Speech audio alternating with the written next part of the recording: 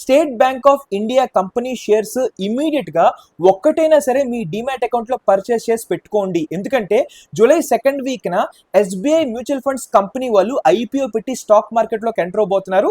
Next week వచ్చేపాటికి వాళ్ళు RSP file చేయబోతున్నారు. సో కాబట్టి you will be eligible for share holder quota. ఇలా కనుక మీరు న్యూస్ ని వాట్సాప్ గ్రూప్స్ లో కానీ టెలిగ్రామ్ ఛానల్స్ లో కానీ చూసినట్టయితే కనుక కంప్లీట్ గా ఫేక్ న్యూస్. ఎందుకంటే few weeks back Reliance Jio వాళ్ళు డిఆర్ఎస్పీ ఫైల్ చేసినప్పుడు దాంట్లో క్లియర్ గా షేర్ హోల్డర్ కోటా ఉందని చెప్పి వాళ్ళు మెన్షన్ చేశారు. మీరు కనుక జాగ్రత్తగా ఎస్బీఐ మ్యూచువల్ ఫండ్స్ డిఆర్ఎస్పీని జాగ్రత్తగా అబ్జర్వ్ చేస్తే పేజ్ నెంబర్ 512 లో మీకు కోటా గురించి తెలుస్తుంది అనమాట.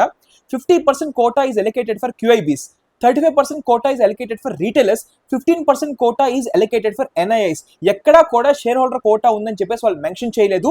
ఎస్బీఐ షేర్స్ కొనుక్కోమని చెప్పేసి ఎక్కడా కూడా వాళ్ళు మెన్షన్ చేయలేదు. అలా అని చెప్పి నేను రూమర్స్ ని ఎక్కడా కూడా నెగ్లెక్ట్ చేయలేను.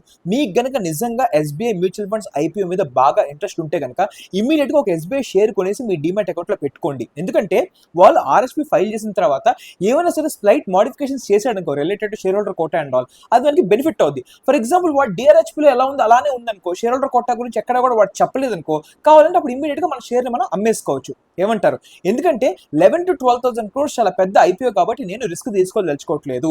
వాడు ఆర్హెచ్పీ ఫైల్ చేసిన తర్వాత ఎటువంటి స్లైట్ మోడిఫికేషన్స్ ఉన్నా related to share holder quota నేను ఉన్నా కదా, నేను చూసుకుంటా, నేను అప్డేట్ చేసి పెడతాను మీకు. నా పేజ్ ని ఫాలో కొట్టేసి పెట్టుకోండి చాలు. Okay fine. ఈ వీడియోని ఇమీడియట్ గా షేర్ చేసేయండి and follow face 20 for more updates. Thank you so much.